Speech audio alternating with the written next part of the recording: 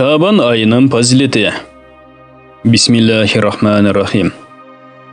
Исламдағы ұлық айлардың бірі Шабан айы. Чындығында бұл өте ұлы, фазилетті ай.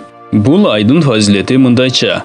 Анда ибадат қылғандар қолын көтеріп, Аллахқа қайрылып, дуа қылып сұранғандардың тілегені жана тобасы қабыл қылынат. Шабан айы пайғамбары саллаллаху алейхи вассаламдың айы деп есептелет. Аллахтың пайғамбары саллаллаху алейхи вассалам Шабан айы кіргенде, Шабан айында нафсибізді оңдойлы. Бұл айда жақсы ниеттерді қылалы. Себебі Аллах Шабан айын башқа айлардан мені сілерден өзгөчө қылғандай, өзгөчө қылды деп айтқан. Алымдардың бірісі Раджаб айы денені, Шабан айы жүректі, Рамазан айы болса рухты тазалайды. Егерде Раджаб айында дене, Шабан айында жүрек тазаланбаса, анда қантип Рамазан айында рух тазаланат деп айтқан. Ушыл ай жөнінде Аллахтың пайғамбары саллаллаху алейхи вассалам Шабан менің айым, Раджаб Аллахтың айы, Рамазан болса үмметімдің айы деп айтқан. Шабан айында ибадат қылып, ораза тұтып, пайғамбарымыз саллаллаху алейхи вассаламға көптеген салават айтып, бұл айды жандандырған пенделеріне Аллах Таала қарағыла, менің пенделерім пайғамбарымдың айына қандай урмат сый көрсетіп жатышат. Мен өзімдің ұлылығым менен аларды кечірдім деп айтат. Аллахтың елчisi саллаллаху алейхи вассалам Шабан айының фазилеті жөнінде ушул ай Раджаб менен Рамазандын ортосындағы ай. Шабан айында тұтылған ораза Рамазан айына тазим. Айлардың сүйіктісі Рамазан айына байланышту Шабан айы деп айтқан.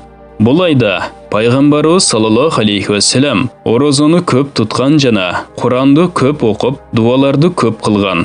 Пайғамбарымыз саллаллаху алейхи вассаламдан емне үшін оразаны көп тұтасыз деп сұрашқанда, ал егер қаза болып қалсам, ораза ахвалда Аллахтың алдына барышты қалайым деп жооп берген. Абу Салам айтат, мен Айша енебіз радиаллаху анхадан пайғамбары саллаллаху алейхи вассаламдың ораза тұтқандығы жөнінде сұрағанымда айтты.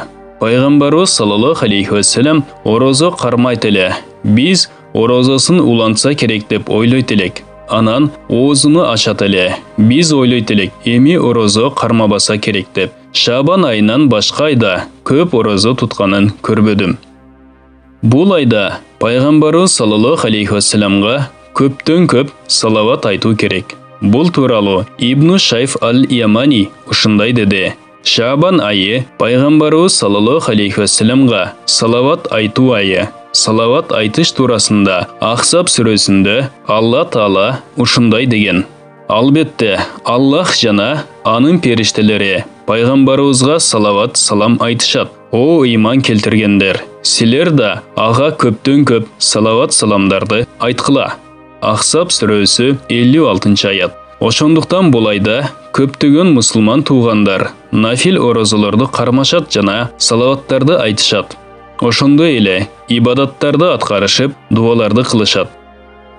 Шабан айында Куран окуу. Аллахтын элчиси саллаллаху алейхи вассалам ушундай деген. Шабан айы, о Раббим, мени эки улук айдын ортосуна койдуң. Мен үчүн кандай улук жана кадыр-барк бердиң деп сураганда, Аллах ушундай рахматы менен айтты. Сени Куран айы кылдым. Башка эмне каалайсың деди. Ошон үчүн салих инсандар бул айда Куранды көп окушат. Шабан айынын биринчи түнү таспих намазы окулат. Ар бир рекетинде Фатиха сүрөсү жана 3 жолу Аятал Курси окулат. Таспих намазынын окуу тартиби кийинки беттерде келет. Шабан айынын 27-чи кечеси 2 рекет шүгүр намазы окулат. Фатиха сүрөсүнөн кийин өзү билген сүрөнү окуусу дурус. Намазга төмөнкүдөй ниет кылат. Аллахым, мени пайгамбардын айынан акыр аягына жеткиздиң. Мырзабыздын айын мен үчүн шафаатчы жана күбөлүк берүүчү кыл. Аллаху акбар. Намаздан кийин 70 жолу истигфар айтат. Астагфируллахал азима ва атуби илайка. Улуу Аллахтан кечирим сурап, ага тобо кылам жана 70 жолу төмөндөгү салават окулат. Allahumma salli ala ruhi Muhammadin fil arwahi ve salli ala jasadi Muhammadin fil ajsadi ve salli ala qabri Muhammadin fil quburi. Құтырмаса, Аллахым, рухтар арасында Мырзауыз Мұхаммад саллаллаху алейхи вассаламдың рухына, денелер арасында Мырзауыз Мұхаммад саллаллаху алейхи вассаламдың денесіне, қабырлар арасында Мырзауыз Мұхаммад саллаллаху алейхи вассаламдың қабырына салават жібер.